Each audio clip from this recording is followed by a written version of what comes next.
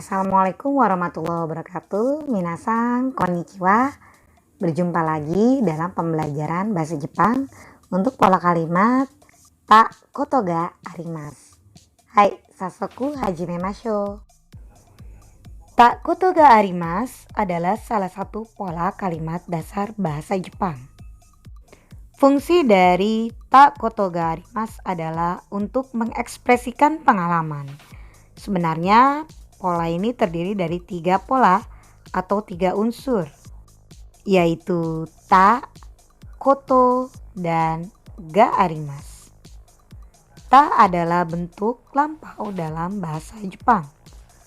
Sedangkan koto artinya hal dan ga arimasu artinya ada atau menyatakan ada sesuatu. Jadi ta koto ga arimasu artinya pernah melakukan titik-titik. Bagaimana? Paham ya? Nah, minasan, sekarang kita masuk ke rebung atau example. Contohnya di sini adalah Bari e ta koto ga arimasu. Artinya saya pernah pergi ke Bali. Minasan, sekarang kita belajar tentang bagaimana membentuk ta koto ga arimasu. Nah, karena verba dalam bahasa Jepang ada 3 golongan, yaitu golongan 1, 2, dan 3, maka pembentukan ta koto ga arimasu-nya bermacam-macam.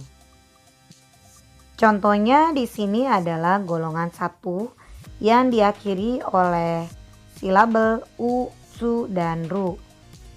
Maka pembentukan ta-nya adalah eta.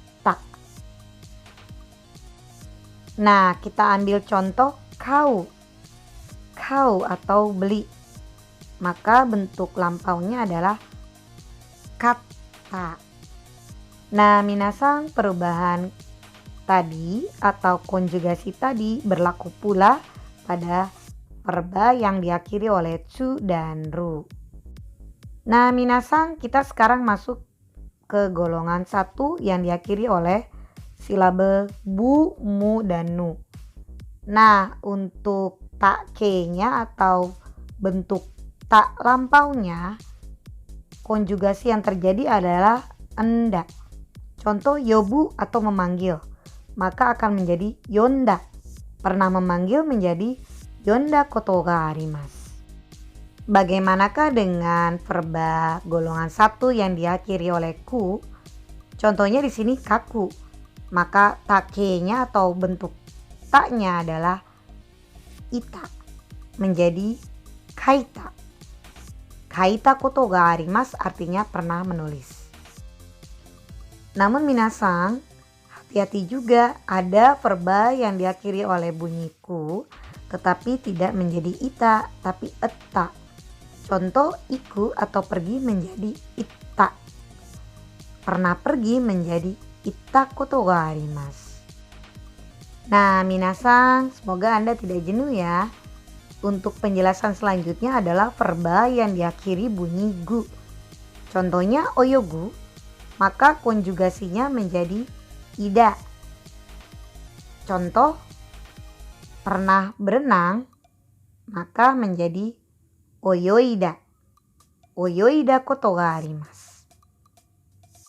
Sekarang kita masuk ke golongan 1 yang verbanya diakhiri bunyi su. Contoh di sini sasu atau menunjuk atau membuka. Nah, untuk membentuk ta ke-nya menjadi shita. Sasu menjadi sashita. Pernah menunjuk atau pernah membuka menjadi sashita koto ga arimasu.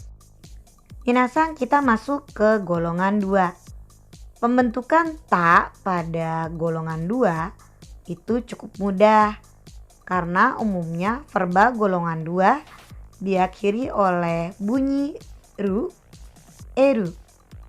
Di sini contohnya taberu, maka bentuk ta-nya atau bentuk lampaunya menjadi tabeta. Cukup membuang ru dan menggantikannya menjadi bunyi ta. Pernah makan dalam bahasa Jepang adalah tabeta koto ga arimasu.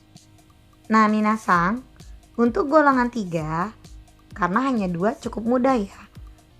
Kuru dan suru cukup diubah menjadi kita dan shita. Jadi bahasa Jepang pernah datang, kita koto ga arimasu. Dan bentuk pernah melakukan, shita koto ga arimasu. Wakarimashita ka minasan? Semoga Anda paham ya. Baik minasan, kita masuk ke dalam kuizu ya. Rangkailah susunan kata-kata berikut ke dalam bentuk ta koto ga arimasu. Naruto no eiga miru, Kyoto iku.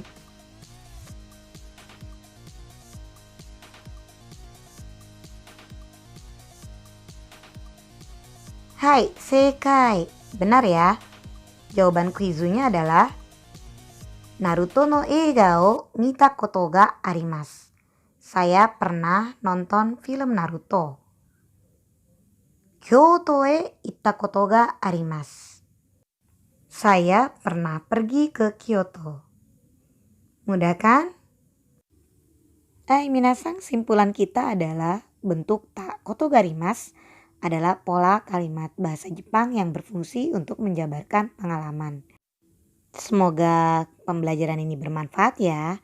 Sampai jumpa lagi.